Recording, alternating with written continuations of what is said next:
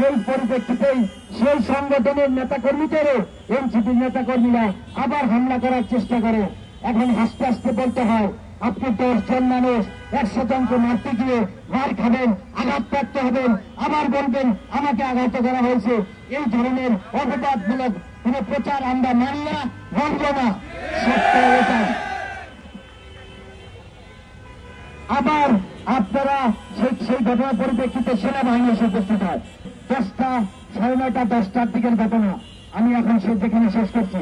সেই পর্যায়ে পুলিশ যখন অপারগ, তখন বিএনপির ভাইরা আস্তে আস্তে সরে যায়। একটা ছোট ঘটনা ঘটে, এই সময় সেনাবাহিনী এসে উপস্থিত হয়।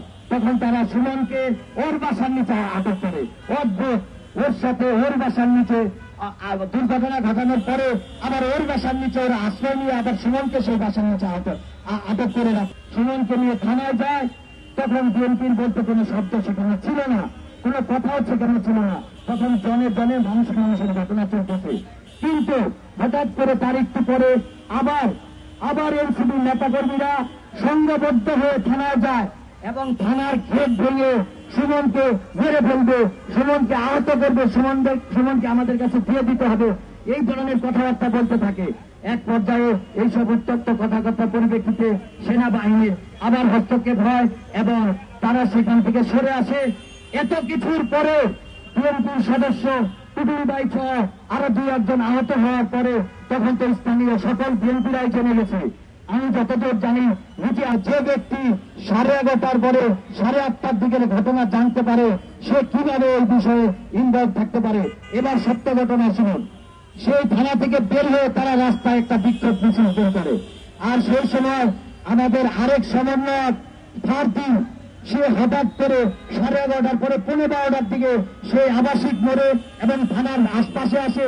তখন হঠাৎ করে সে স্লোগান দিতে শুরু করে, বিএনপি চাঁদাবাজ, বিএনপি চাঁদাবাজ, আমিনুল হক ভাইয়ের নামে বিভ্রান্তিমূলক মন্তব্য শুরু করে। তাহলে আপনারা দেখুন, 8:30টার ঘটনা, 8:30টা থেকে 12:15 পর্যন্ত বিএনপির কোন নাম ছিল না, বিএনপির কোন অবস্থান সেখানে ছিল না। এনসিপির সকল জায়গায় কর্তৃত্ব ছিল। শুধু তারা 12:15টার দিকে এসে কার চক্রান্তে, কার বুদ্ধিতে, কার কথা শুনে এসে আপনারা বিএনপিকে অপবাদ দিয়েছেন।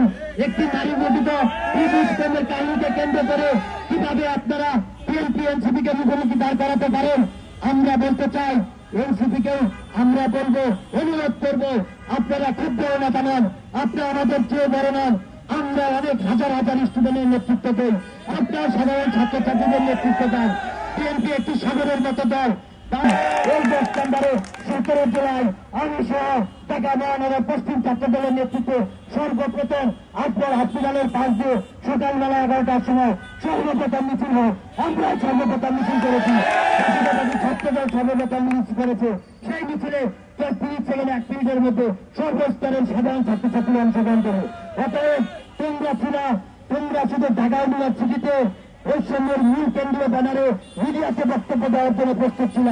আর সমস্ত বাংলাদেশে মাঠে ঘাটে যেখানে সংঘাত হয়েছে, সরাসরি বন্দুকের বুকে নিজের রক্ত নিয়ে এগিয়ে যেতে হয়েছে, সেটা বাংলাদেশ জাতীয়তাবাদী দল সহ বিভিন্ন সমন্বয় দল এবং ছাত্র দলের আমার এই সহযোদ্ধা ভাইয়েরাই এই রাজপথে ত্যাগ দিয়েছে। 10 নম্বরে আমাদের সর্বোচ্চ অংশগ্রহণ ছিল।